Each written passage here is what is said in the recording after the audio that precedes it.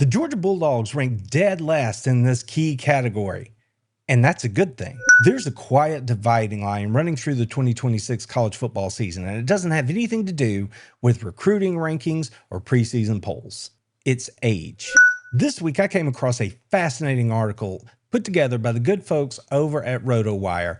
And if you're not new to this channel, you know that around here, I talk about the Georgia model. That's the thesis for everything else that Georgia does, the way I look at it here on this channel.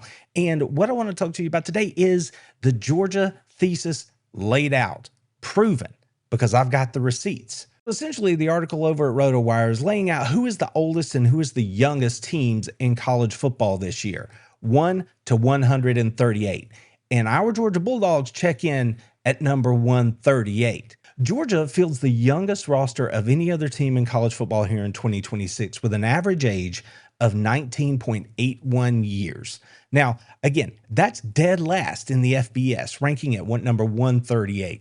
The FBS average for teams is 20.32 years of age, and the oldest team in college football here in 2026 is UTSA. They sit at 21.02 years of age. So Georgia, their roster is more than a full year younger than the oldest roster in the sport here in 2026. Now, this is where a lot of people are going to lose their minds because they think back to Indiana and say, well, the reason Indiana won the national title last year is because they had a roster that was made of older players. They were more experienced, bigger, stronger, playing against younger players. You get the idea.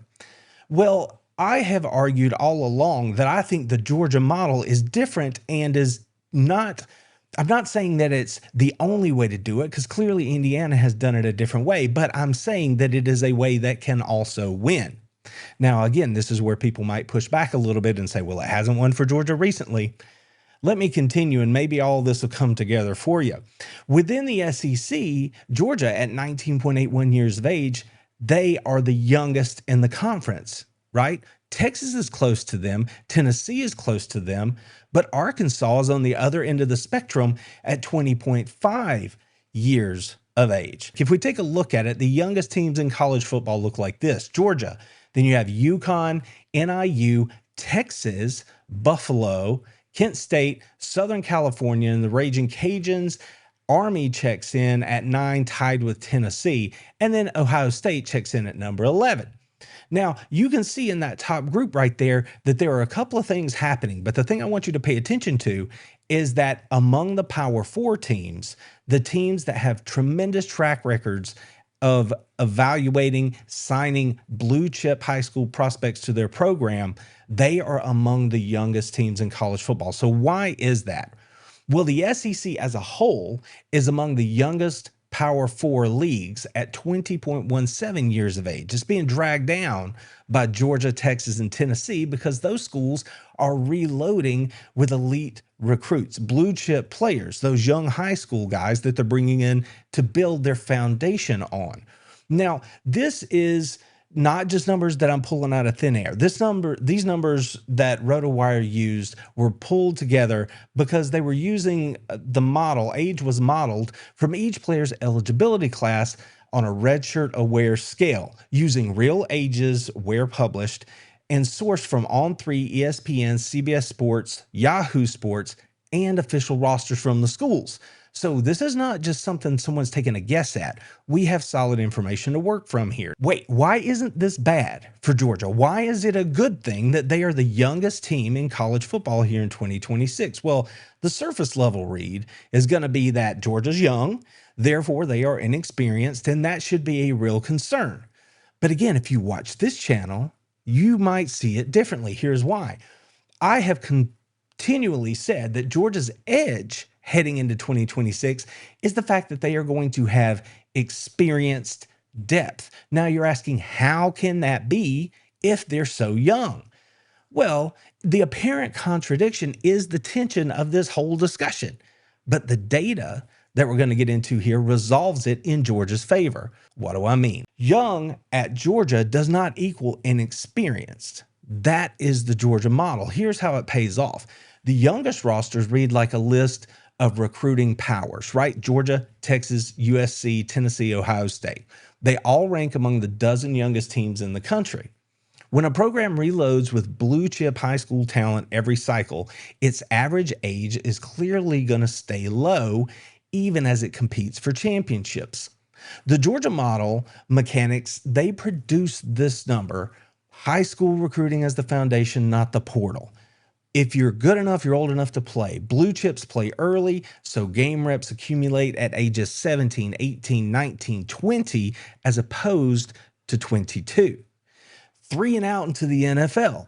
If you're at Georgia, you're good enough to play. You come in, get your reps, you put that stuff on tape, and then you're out of Athens in 3 years. The pipeline at Georgia constantly cycles out 21 and 22-year-olds, and the 18-year-olds, they suppress that average age because you're bringing in new blue chip talent every year. The program continuity at Georgia means that the system holds together, holds this experience even as individual ages stay low.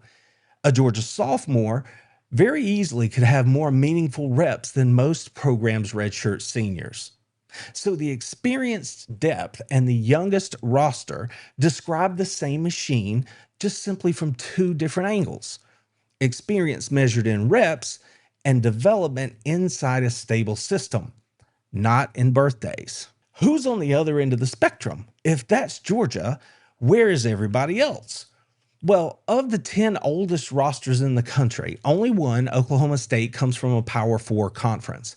The common thread here is that programs that win with development and transfers, not five-star high school players, not a high blue chip ratio, they carry older rosters. That's just how it works out in the math.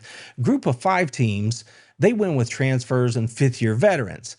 The Power 4 Blue Bloods, they stay young out recruiting everybody.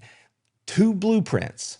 And Georgia is the purest expression of the youth through recruiting blueprint that is still winning championships. If you're wondering who is the oldest conference in college football here in 2026, it looks a little something like this. The American is the oldest conference in the country at 20.59 years of age. And now the SEC, by contrast, is among the youngest Power 4 leagues at 20.7 years of age, being dragged down by Georgia and Texas and Tennessee because they're reloading with these elite recruits.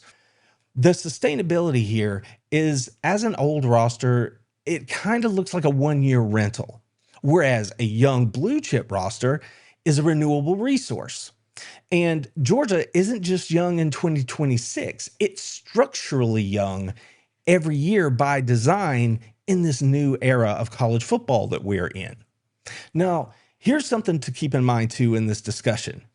In June 2026, earlier this year, the NCAA adopted a new age-based eligibility model. We spoke about it here on the channel. 5 seasons in a 5-year window that largely eliminates the redshirt year. That rule change arguably rewards the Georgia model even more, since programs built on that 5th-year vet model and redshirt development, they lose their lever while Georgia's play early pipeline is unaffected.